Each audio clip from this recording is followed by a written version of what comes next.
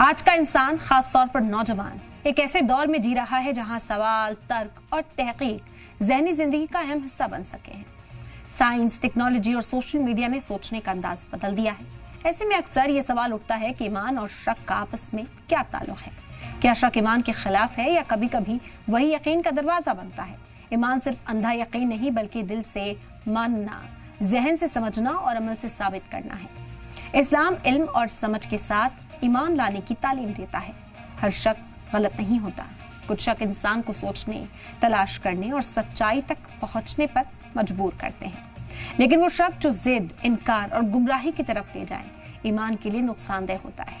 जदीद जहन सवाल करता है और इस्लाम सवाल करने से नहीं रोकता। कुरान में जगह जगह सोचने, गौर करने और अक्ल इस्तेमाल करने की दावत दी गई है।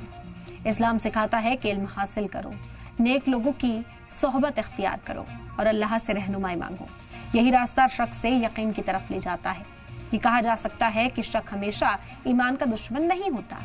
सही सवाल, सही इल्म और सही रहनुमाई के साथ शक यकीन की बुनियाद बन सकता है। जदीद जहन और मजबूत ईमान एक दूसरे के मुखालिफ नहीं बल्कि एक दूसरे को मुकम्मल कर सकते हैं। लिहाजा आज हम ईमान, शक और जदीद जहन पर बातचीत करेंगे। हमारे साथ इस मौजू पर बात करने के लिए एक खास मेहमान भी हैं। उनका तारुफ आपसे कराते हैं। मुफ्ती खालिद अयूब साहब हमारे साथ जुड़ गए हैं, चेयरमैन तहरीक उलमा हिंद, इस्लामिक स्कॉलर। खैर मकदम करते हैं सर आपका। सलाम टीवी को वक्त देने के लिए सबसे पहले तो बेहद शुक्रिया। आज का ये जो मौजू है बहुत अहम हो जाता है। शुरुआत इसी से करते हैं कि ईमान और शक के दरमियान इस्लामी नजरिए से क्या ताल्लुक है। इसी पर हम चाहेंगे कि आप सबसे पहले रोशनी डालें। बहुत शुक्रिया। माशाल्लाह, आपने बहुत अच्छे मौजू का इंतखाब किया है। तो ईमान और शक में आपस में क्या ताल्लुक है और क्या शक ईमान के खिलाफ है वगैरह वगैरह, और जदीद ज़हन किस तरह से यकीन करें। तो देखिए, शक एक अलग चीज है, सवाल एक अलग चीज है। कई मर्तबा हम सवाल की ताबीर भी शक से करते हैं और सवाल बुरा नहीं होता। हाँ, यह है कि गैर जरूरी सवालात करना या सवालात को ही अपना मकसद हयात बना लेना, ये ठीक नहीं होता।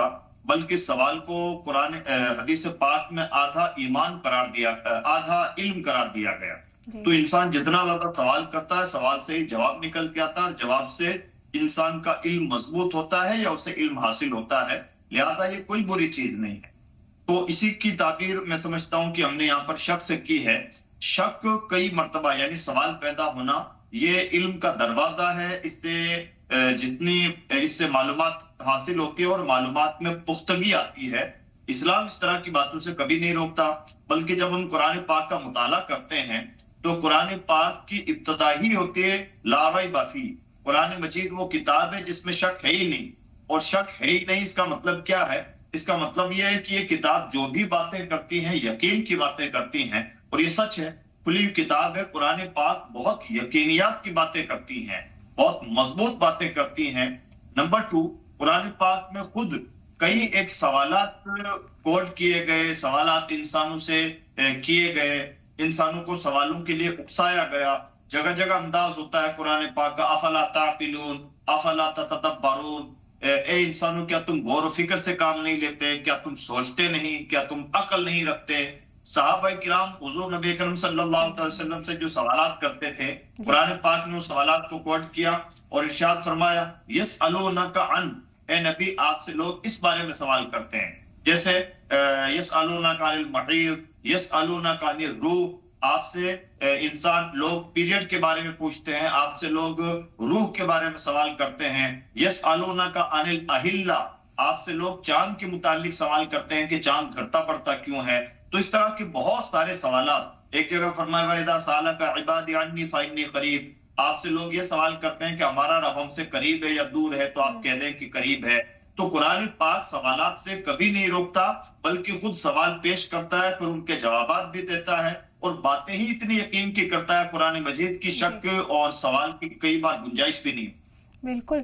और क्योंकि सवाल करना कितना अहम है उस पर आपने रोशनी डाली। सवाल करने में कोई एतराज जाहिर नहीं किया जा सकता है और हदीस से खुद हमें ये बातें पता चलती है कि सवाल पूछना जो है वो एक तरह से लाजमी भी हो जाता है अगर कोई शक व शोबा आपके दिल में पैदा हो रहा है। लेकिन मुफ्ती साहब, क्या शक ईमान के खिलाफ होता है या कभी कभी ईमान तक पहुंचने का जरिया होता है? ये तो हर शख्स के ऊपर डिपेंड करता है कि वो उस शक व शोबे से, वो उन सवालात से क्या गुमराह होना चाहता है या फिर ईमान का रास्ता जो है वो ताज़ा करना चाहता है, वो तलाश करना चाहता है।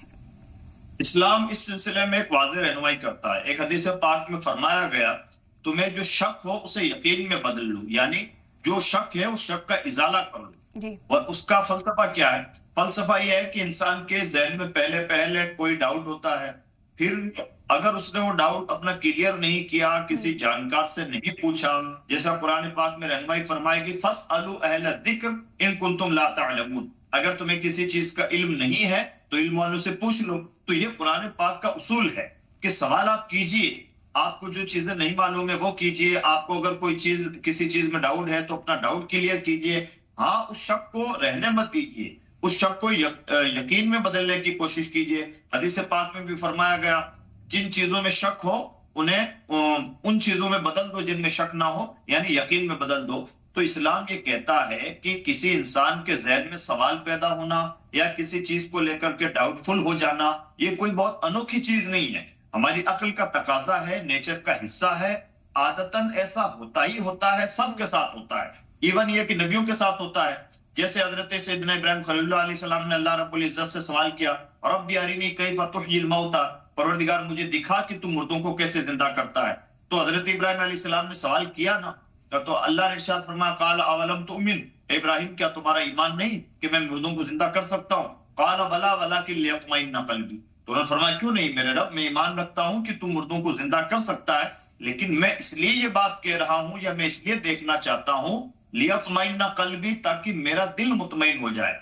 यही है कोई भी डाउट पेश करने का मकसद, सवाल पेश करने का मकसद। ना सवाल बुरा है, ना ज़हन में शक शुबा पैदा होना बुरा है। बुरा यह है कि हम अपने सवाल को जवाब समझ लें, सवाल को फैसला समझ लें, या सवाल के मुताल्लिक ये ज़हन में ख्याल पाल लें कि सवाल का इस्लाम के पास या किसी के पास कोई जवाब ही नहीं है, या अपने डाउट को ही फाइनल चीज मान लें, यानी खुद ही हम जज बन जाएं, खुद ही हमारे ज़हन में सवाल पैदा हुआ, खुद ही हमने उसका जवाब अपने आप से दे लिया और खुद ही मुतमईन हो गए कि हमारा जवाब ही फाइनल जवाब है। तो गोया खुद ही मुकदमा दर्ज करवाया, खुद ही जराह की और खुद ही फैसला कर लिया। तो वहां से अब गलत बात पर आपने फैसला किया तो हमेशा गलती आपके दिलो दिमाग में जज जाती है। उसूल क्या होना चाहिए? वही, जो चीजें नहीं मालूम है जानकार लोगों से पूछो। इस्लाम के मुतालिक सवाल हुआ है, इस्लाम के स्कॉलर से सवाल कीजिए। अगर किसी सब्जेक्ट से मुतालिक सवाल हुआ तो सब्जेक्ट का जो एक्सपर्ट हो उससे सवाल कीजिए, इंशाल्लाह आपका डाउट क्लियर हो जाएगा। बिल्कुल दुरुस्त कहा आपने। मुफ्ती साहब, कुरान और हदीस की रोशनी में शक की कौन सी किस्में जायज़ और कौन सी नाजायज़ हैं, अगर इसको समझने की कोशिश करें, इस हवाले से भी हम चाहेंगे कि आप रोशनी डालें। देखिए, सवाल हो या शक, ये दो तरह के हो सकते हैं, पॉजिटिव भी हो सकते हैं, नेगेटिव भी हो सकते हैं। पॉजिटिव ये है कि इंसान के जहन में कोई सवाल पैदा हुआ या उसने अपने दिलो दिमाग सोजी करके कोई सवाल पैदा किया, और उसका मकसद ये है, जैसे आमतौर पर जब भी हम कोई बात करते हैं, किसी को पढ़ाते हैं, कहीं कोई लेक्चर देते हैं, तो लोग सवाल करते हैं, वो पॉजिटिव सवाल होता है। तो वो इसलिए सवाल किया जाता है ताकि उस बात के जो गोशे हैं, जो भी डिस्कशन में नहीं आए हैं, उन गोशों पर निगाह चली जाए, कॉन्सेप्ट क्लियर हो जाए। तो ये तो बहुत अच्छी बात है, होना ही चाहिए। इसी सवाल के बारे में फरमाया गया कि सवाल आधा इल्म है, तो सवाल तो होना ही चाहिए। हाँ, अगर कोई सवालात को वही फाइनल जजमेंट मान करके और यूं कह लीजिए कि गलत सवालात को खुद ही गलत जवाब दे करके ये कहने लगे कि इन सवालों का कोई जवाब नहीं है, या अपने जहन से कोई सवाल जवाब इजाद कर ले और उस गलत जवाब को आगे बढ़ाए, यानी नीयत में फतूर हो, तो ये तो उसका जहन का फतूर है ना। जैसे कई मर्तबा मुल्हिदीन कहते हैं कि गोया इस्लाम के पास इस बात का कोई जवाब नहीं, वगैरह वगैरह। तो ये आपने किस साहिब ईमान इल्म वाले से पूछा और आप कह रहे हैं कि जवाब नहीं है? इस्लाम कोई एक आध किताब का नाम है जिसकी बुनियाद पर आप कहते हैं कि सवाल नहीं है, जवाब नहीं है? इस्लाम का असासा, इस्लाम का लिटरेचर, इस्लाम का कंटेंट इतना फैला हुआ है कि आपके अक्ल दंग रह जाए। और कौन सा ऐसा सवाल है, हम तो ओपन कह रहे हैं ऑन रिकॉर्ड आपके टेलीविजन, आपके प्लेटफॉर्म पर, और हमेशा ये कहा हुआ लिखा हुआ है। हमारे तो वो बुजुर्ग गुजरे हैं जिनका यहाँ तक दावा था, हजरत मौला कायनात फरमाते सलूनी अम्मा शि'तुम, मुझसे जो सवाल करना चाहो सवाल कर सकते हो। कोई भी सवाल किया जाए इस्लाम उसका जवाब देगा, शर्त यह कि आपका सवाल पॉजिटिव हो, उसका लहजा ठीक हो। हम तो नेगेटिव सवालों के भी जवाब देने के लिए तैयार हैं, कोई सवाल लाए तो सही। बिल्कुल। और कहा जाता है कि मॉडर्न माइंडसेट के साथ जो लोग सोचते हैं या इस्लाम को समझने की, दीन को समझने की कोशिश करते हैं, उस तरफ से शक व शोबे जो जाहिर किए जा रहे हैं, कहीं ना कहीं क्या वो यहाँ पर एतराज जो है वो पैदा कर रहे हैं? मुफ्ती साहब, कैसे समझा जाए मॉडर्न माइंड को? क्या स्टेबल करने के लिए, उससे मुतमईन करने के लिए क्या कोई और तरीका यहाँ पर आजमाया जा सकता है? नहीं, देखिए, मॉडर्न माइंड जो है, माइंड सेट, वो दरअसल कहीं ना कहीं साइंस से मुतासिर होता है, तो ये कोई बुरी बात नहीं है। आपने जो सब्जेक्ट पढ़ा है आप उससे प्रभावित होंगे, ये बहुत नेचुरल चीज है। हो सकता है कि जो मॉडर्न एरा में जिन लोगों ने परवरिश पाई है, तो अगर मान लीजिए किसी की सोहबत नेगेटिव है तो उसके कई बार सोहबत का असर होता है, तो उसके सवालात नेगेटिव होते हैं। किसी की सोहबत अच्छे लोगों की है तो उनके सवालात पॉजिटिव होते हैं। तो जिस तरह के माहौल के बीच में इंसान रहता है, जिस तरह की उसकी स्टडी रहती है, जिस तरह की उसकी बचपन से तरबियत हुई रहती है, तो सवाल तो कहीं ना कहीं वैसे आने हैं। हम तो इस बात के जवाबदेह हैं कि अगर इस्लाम से मुताल्लिक आपका कोई भी सवाल है, तो जैसा कि हमारे कुरान ने कहा है, फस्अलू अहला ज़िक्र इन कुंतुम ला तालमून, आप अपने सवालात लाइए, इंशाअल्लाह अल्लाह की किताब की रोशनी में, हुजूर नबी अकरम सल्लल्लाहु अलैहि वसल्लम की अहादीस करीमा की रोशनी में, यानी इस्लामी तालीमात की रोशनी में, भले आपका सवाल कितना भी आपको जबरदस्त लगता होगा आपकी कम इल्मी या कजीलमी की वजह से, हमारे लिए वो कोई भी सवाल जबरदस्त नहीं, कोई भी सवाल मुश्किल नहीं, कोई भी सवाल मुस्कित नहीं कि जिसका जवाब ना हो। अल्लाह का फजल है, इस्लाम इतना माला माल मजहब है। अल्लाह ने इरशाद फरमाया, जिसे जिंदा रहना है दलील से रहे, जिसे मरना है दलील से मरे। तो इस्लाम तो बुरहान वाला मजहब है। कद जाअकुम मिनल्लाहि नूरुन व किताबुम मुबीन, किताब मुबीन वाला मजहब है। कुरान पाक को बुरहान कहा गया, कुरान पाक को यकीन कहा गया, दलील की बातें की गई और दलीलें दी गई हैं। इसलिए नौजवानों से गुजारिश है, या जदीद ज़हनों में जो सवालात पैदा होते हैं उन लोगों से गुजारिश है, मेरे भाई आप सलीके के साथ अहले इल्म से रुजू करें, इंशाअल्लाह आपको आपके हर सवाल का इत्मीनान पर जवाब मिलेगा। आप अपने ज़हन से मत तय कीजिए। आपने कहीं यूट्यूब पर सर्च किया, आपके सवाल का जवाब ना मिला, आपने मान लिया कि मुसलमानों के पास कोई जवाब नहीं है। आपने गूगल किया और जवाब ना मिला, हो सकता है किसी ने वो सवाल गूगल पर डाला ही ना हो सकता है कभी वो डिस्कशन का मौजू बना ही ना हो। तो आप सवाल कीजिए तो सही अहले इल्म से, इंशाल्लाह आपको जवाब मिलेगा। बिल्कुल, और जरूरी हो जाता है कि आप सही शख्स से सही सवाल कर रहे हैं, तभी आपका जो जवाब है उस पर बिलीव कर पाना, यकीन कर पाना जो है वो मुमकिन हो पाएगा। क्योंकि साइंस और टेक्नोलॉजी का दौर है मुफ्ती साहब, हम इसी पर बात कर रहे हैं। ऐसे में यकीन कैसे मुमकिन हो? क्या लगता है एक बड़ा चैलेंज, एक बड़ी चुनौती के तौर पर इसे देखा जाता है कि मॉडर्न माइंडसेट भी है और उसके बाद साइंस टेक्नोलॉजी का हवाला लेकर भी जो नौजवान है वो पहुंच जाते हैं। ऐसे में यकीन कैसे मुमकिन? हाँ, देखिए, ये कि दूर से ऐसा लगता है कि मॉडर्न साइंस के जमाने में और जदीद नजरियात पढ़ने वाले, जदीद फलसफे पढ़ने वाले लोगों के ज़हन को यकीन कैसे हो। लेकिन प्रैक्टिकल शक्ल यह है कि अगर ऐसे लोग वाकईतन उन लोगों के सामने बैठे हैं जो इस्लाम के नुमाइंदा हैं, इस्लाम के रिप्रेजेंटेटिव हैं, और जिनकी नजर इस्लामी तालीमात पर गहरी है, जैसा कि आपने अभी बहुत अच्छी बात कही, सवाल सही लोगों से किया जाए, यानी जो उस सवाल के मुस्तहिक हैं, जो इस लायक हैं, जो डिजर्व करते हैं, उनसे सवाल किया जाए, इंशाअल्लाह उनके सवालों का सही जवाब मिलेगा। और हजार जमाना साइंस का हो, हजार जमाना अकलियात का हो, फलसफों का हो, नजरियात का हो, जदीदियत का हो, इंशाअल्लाह इस्लाम एक ऐसा मजहब है, ऐसा यकीनी, बुरहानी, दलीली मजहब है कि इस्लाम के पास आने वाला साइल अपने सवाल का इंशाअल्लाह इत्मीनान बख्श जवाब लेके जाएगा। और तो और सहाबा किराम की तालीमात में ऐसे ऐसे सवालात हुजूर नबी अकरम सल्लल्लाहु अलैहि वसल्लम से हुए हैं, और फिर जो उनका ईमान मजबूत हुआ है वो जवाब पाकर के अपने सवालों का, तो उसकी बात ही अलग है। जदीद ज़हन में नए से नया सवाल पैदा हो सकता है, लेकिन अगर जदीद ज़हन को सिर्फ इतना करना है कि सही शख्स से सवाल कर लें, अगर उन्होंने सही शख्स से सवाल किया और उन्हें उनका जवाब मिल गया, तो मैं यकीन करता हूं कि उनका यकीन, उनका ईमान और ज्यादा बढ़ जाएगा। बिल्कुल, लेकिन कुछ लोग ऐसे भी हैं जो खुद में ही कमतर महसूस करते रहते हैं मुफ्ती साहब के बार बार उनके जहन में कोई सवाल उठता है, कोई शक आता है, तो इसे ईमान की कमजोरी की निशानी कहा जाए या जहनी तलाश की? हाँ देखिए, मैं फिर अर्ज करूंगा कि सवाल तो पैदा होना बुरा नहीं है जी। हाँ, ये इंसान की बुराई होगी कि उसके जहन में कोई सवाल है और वो सवाल अंदर ही अंदर लावे की तरह पक रहा है। वो इंसान किसी से अपना डाउट क्लियर नहीं कर रहा है, किसी के सामने अपना प्रॉब्लम शेयर नहीं कर रहा है और खुद ही खुद मन ही मन में घुटा जा रहा है या ऐसा से कमतरी का शिकार हो रहा है कि ये हमारे मजहब में क्या हो गया और वो क्या हो गया। तो मेरे भाई, ना तो आपने मजहब बनाया, ना आपने मजहब को बहुत गहराई से समझा, ना आप मजहब के सवाल का किसी से मजहबी आदमी से जवाब ले रहे, तो कसूरवार तो आप हुए ना, इसमें मजहब कहाँ कसूरवार है। मान लीजिए हम इंडिया में रहते हैं, इंडियन कॉन्स्टिट्यूशन पर मेरा कोई ऑब्जेक्शन है, किसी एक शिक पर मुझे कोई एतराज है, या मान लीजिए कि मुझे वो चीज समझ में नहीं आती, तो उसूल क्या बनता है? उसूल ये बनता है कि जो लॉ के एक्सपर्ट हैं मैं उनसे रुजू करूं, मैं उनसे बात करूं और पूछूं कि सर ये जो कॉन्स्टिट्यूशन में इस तरह से बात लिखी हुई है इसका क्या मतलब है, तो मुझे एक्सप्लेन कर देंगे और चीजें वहीं क्लियर हो जाएंगी। अब मैं अपने जहन में वो सवाल लिए रहूं और उसकी वजह से मैं मानता रहूं कि जैसे गोया कि हमारा मुल्क भी ठीक नहीं, हमारा कानून भी ठीक नहीं, हमारी सोसाइटी भी ठीक नहीं, तो कसूरवार तो मैं हूं ना, सब ठीक है मैं ठीक नहीं। तो इसी तरह से डाउट पैदा होना कोई बुरी बात नहीं है। आपने डाउट को पलने देना, उसकी परवरिश करना, उसका इलाज ना करना और उसकी वजह से पूरी जिंदगी कंफ्यूजन के माहौल में गुजारना, ये बुरा है, हमें इसका इलाज करना चाहिए। बिल्कुल, और अपने दिल में अगर ये सवाल कोई पैदा कर ले कि अगर हम ये सवाल पूछेंगे तो हमारे ईमान पर सवाल उठ जाएगा, सामने वाला शख्स जो है वो हमें जज कर लेगा, और ऐसे भी हम देखते हैं कि लोग घुटते रहते हैं, वो इन सवालों को सामने नहीं रखते हैं। ऐसे लोगों के लिए क्या पैगाम देना चाहेंगे मुफ्ती साहब?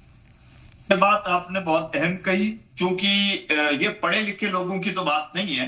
पढ़ा लिखा आदमी तो कोई भी बारीक से बारीक सवाल कर लेता है, बल्कि सहाबा किराम ने हुजूर नबी अकरम सल्लल्लाहु अलैहि वसल्लम से सवाल किया, या रसूलल्लाह, हमारे जहनों में ऐसे सवालात पैदा होते हैं कि उन सवालों को आपके सामने पेश करने से बेहतर हमें लगता है कि अपने मुंह में आग का अंगारा रख लें।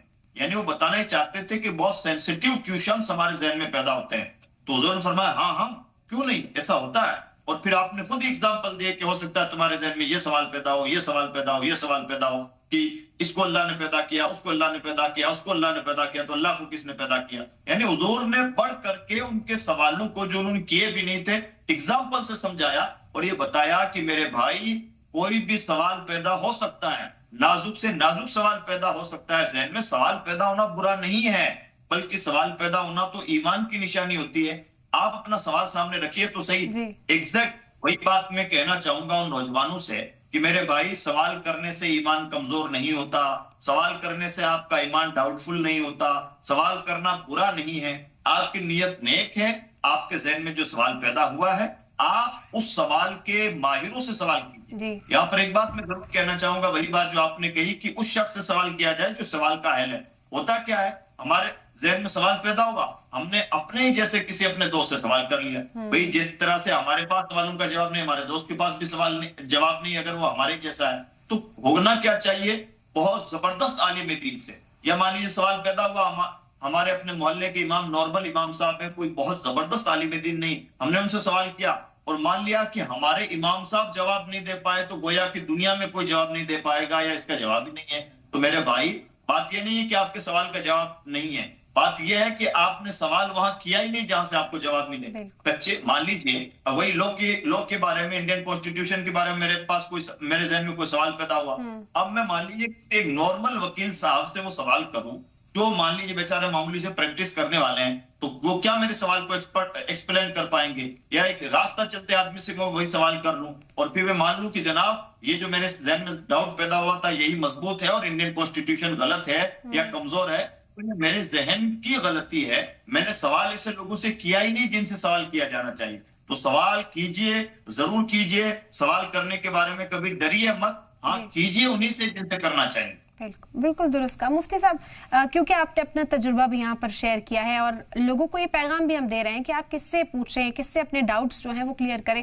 आपके पास भी ज़ाहिरी तौर पर नौजवान पहुँचते होंगे, उनके जहन में भी कई तरह के दीनी शुकूक जो हैं वो पैदा होते होंगे, तो उन्हें कैसे आप दूर करते हैं, आप कैसे टैकल करते हैं और दूसरों को क्या पैगाम देंगे, कैसे इस काम को अंजाम दिया जाना चाहिए? क्योंकि सवाल पूछने वाले की जितनी जिम्मेदारी है उससे बड़ी जिम्मेदारी ये हो जाती है जो जवाब दे रहा है कि कोई गलत जवाब ना दे, उसके शक शोबों को दूर करें, और अगर आप नहीं कर सकते तो उसे कम से कम राह रास्त दिखाएं कि वो आगे जाकर अपने डाउट्स जो है वो किसी और से क्लियर करा सके। बहुत अच्छी बात आपने कही, बहुत जबरदस्त बात। हमारा जमाना ईगो का जमाना है, तो ईगो के जमाने में इंसान ये भूल चुका है कि किसी सवाल के जवाब में ये कहे मुझे ये नहीं आता। ऐसा लगता है कि जैसे हमारी इंसल्ट हो जाएगी, जबकि ऐसा कुछ नहीं है। और इस्लाम तो इस बात को सख्त लफ्जों में इसकी कंडम करता है और कहता है कि ये कहना कि मैं नहीं जानता ये भी आलिम होने की दलील है। लिहाजा जरूर अगर आपको किसी सवाल का जवाब मालूम है तो दीजिए, नहीं मालूम है तो साफ लफ्जों में कहिए भाई मुझे इस वक्त आपके सवाल का जवाब नहीं मालूम, और फिर अपनी पोजीशन देखिए। अगर आपको लगता है कि मैं मालूम करके किताबें पढ़ करके इस सवाल का जवाब दे सकता हूं तो टाइम ले लीजिए कि भाई आज तो मैं आपके सवाल का जवाब नहीं दे पाऊंगा, मेरी मालूमात में नहीं है। मैं कल उम्मीद करता हूं कि कुछ माहिरीन से राब्ता करके या किताबों का मुताला करके आपके सवाल का जवाब दूं। यह है संजीदगी। और अगर आपको लगता है कि नहीं मैं नहीं दे पाऊंगा, या मान लीजिए कि सेम टाइम इस सवाल का फला शख्स मेरी नजर में अच्छा जवाब दे सकता है, तो आप रहनुमाई कीजिए, आपको उतना ही सवाब मिलेगा जितना जवाब देने वाले को। हदीस पाक में फरमाया गया भलाई की तरफ रहनुमाई करने वाला वैसे ही है जैसे भलाई करने वाला। अद्दालु इलल खैर कफाइलिही। लिहाजा आप बता दीजिए कि मुझे मैं तो आपके सवाल का जवाब नहीं दे पाऊंगा, ये कॉन्टेक्ट नंबर लीजिए, फला एक्सपर्ट से राब्ता कर लीजिए, वो आपके सवाल का मेरी मालूमात के मुताबिक उम्मीद है कि अच्छा जवाब दे पाएंगे। तो इस तरह से हमें करना चाहिए। अब जहां तक जवाब देने की बात है, जब भी कोई जवाब दे तो सबसे पहले हम सवाल को समझें, सवाल करने वाले की मेंटेलिटी को और उसकी साइकोलॉजी को समझें। अगर सवाल करने वाला कोई साइंस का स्टूडेंट है तो कोशिश करें कि उसको जब जवाब दें तो उसमें कुछ साइंटिफिक एंगल भी हो। अगर सवाल करने वाला ठेठ मजहबी आदमी है तो कोशिश करें कि उसको मजहबी दलाल की रोशनी में जवाब दें। अगर सवाल करने वाला कोई आम आदमी है जिसको थोड़ी मोड़ी मालूमात सबकी है और गहरी मालूमात कहीं के नहीं है, तो उसकी अक्ल के मुताबिक जवाब दें। यानी हर शख्स को जो जवाब मिले उसके माहौल के मुताबिक, उसकी अक्ल के मुताबिक और उसके क्राइटेरिया और उसकी सलाहियतों के मुताबिक मिले। और ये जवाब देने वाले को तमीज होनी चाहिए, यानी जवाब बाद में है, जवाब देने से पहले जवाब की जो कंडीशंस हैं या साइल की जो हैसियत है वो नजर में रहना पहले ज्यादा जरूरी होता है। अगर कोई ऐसा करता है तो इंशाअल्लाह उनके पास जो भी सवाल करेगा जवाब इत्मीनान बख्श लेके जाएगा। यह बारहा का तजुर्बा है, और ऐसा करते हैं तो बड़ा खुद को भी इत्मीनान होता है और सामने वालों का भी ईमान पर, इस्लाम पर यकीन बढ़ता है। यहाँ पर एक बात और अर्ज करना चाहूंगा, अगर हमने किसी को कच्चा जवाब दिया तो याद रखिए वक्ती तौर पर तो हमने एक आदमी को टाल दिया, लेकिन अगर हमारे कच्चे जवाब की वजह से वो इस्लाम से दूर हो जाता है या हक से दूर हो जाता है या उसका डाउट मजीद पक्का पुख्ता हो जाता है तो शायद साइल तो बच जाएगा, लेकिन हो सकता है कि जवाब देने वाले को अल्लाह की बारगाह में जवाब देना मुश्किल हो जाए। बिल्कुल बिल्कुल दुरुस्त कहा आपने। इसी वजह से मैंने जिक्र किया कि बहुत बड़ी जिम्मेदारी है और अगर आप निभा सके तभी इस जिम्मेदारी को निभाएं। शख्स यकीन तक पहुंचने के लिए मुफ्ती साहब इस्लाम कौन से उसूल सिखाता है, इस पर भी हम रोशनी चाहेंगे आपसे। इस्लाम हमेशा यकीनियात की बात करता है। जैसे सूरतुल हुजरात में इरशाद फरमाया गया, अगर आपके पास इन जाकुम फासिकुम बिनबाइन फतबय्यनु, अगर तुम्हारे पास कोई आदमी कोई खबर लेके आए तो तहकीक करो। क्या मतलब है इसका? इसका मतलब यह है कि जहां कहीं भी जरा सिचुएशन डाउटफुल हो और तुम तक कोई बात पहुंचे तो ऐसा नहीं कि तुम अपनी तरफ से कुछ भी फेंक दो या हर एक की बात मान लो। इस्लाम हमेशा तहकीक की बात करता है, इल्म की बात करता है, ईमान की बात करता है, बल्कि जिसको हम ईमान बोलते हैं उस ईमान का डिक्शनरी में मतलब ही होता है यकीन। यानी इस्लाम यकीनियात ही की बात करता है। मोमिन का मतलब होता है यकीन रखने वाला, ईमान का मतलब होता है यकीन रखना। कुरान पाक को बुरहान का एक नाम बुरहान है, बुरहान का मतलब दलील होता है। कुरान पाक में बजीना का जिक्र हुआ, यानी दलील से इंसान जिंदा रहे, दलील से इंसान मरे। तो कुरान तो मुसलसल यकीन की बातें करता है और कहता ही है ला रैब, कोई शक शुबा इस किताब में है ही नहीं। तो जो किताब इतनी यकीनी हो, हर तरह से हतमी हो, उस किताब को पढ़ने वाले, समझने वाले, उस पर ईमान रखने वाले तरद्दुद का शिकार हो, ऐसा नहीं हो सकता। लिहाजा हमें अपने इल्म को आगे बढ़ाना चाहिए। हमें इस्लाम के जो उसूल है, तहकीक का उसूल है, साइकोलॉजी का उसूल है, जरूरतों का उसूल है, अपने जमाने के तकाजों को समझने का उसूल है, बल्कि जो अपने जमाने के तकाजों को नहीं समझता, फरमाया गया कि वो जाहिल इंसान है। लिहाजा जमाने के तकाजे क्या है, सामने वाले की साइकोलॉजी समझिए, सामने वाले का की हैसियत समझिए। मान लीजिए कि बहुत गहरा आदमी है, बहुत मतलब गहरी फिक्र रखने वाला आदमी है, इल्मी मिजाज का आदमी है। आदमी भी तो बहुत तरह के होते हैं। एक आदमी जिसे यस नो में जवाब चाहिए, बस सीधा साधा सिंपल मसला मालूम करना है, और एक आदमी वो है जिसे हर सवाल दलील के साथ चाहिए, तफसील के साथ चाहिए, अक्ल के साथ चाहिए। तो जैसा साइल है वैसा ही जवाब दें, और पूरी सिचुएशन को नजर में रखते हुए जवाब दें, तो इंशाल्लाह इत्मीनान बख्श नताइज मिलेंगे। बिल्कुल, बहुत अहम ये मौजू था मुफ्ती साहब। बेहद शुक्रिया आपका, आपने इस मौजू पर तफसील से गुफ्तगू की हमारे साथ, हमारे नाजरीन के लिए यहाँ पर इस्लाह फराहम की। बेहद शुक्रिया आपका। और इसी के साथ फिलहाल हमारी खास पेशकश में इतना ही। दीजिए इजाजत, आदाब।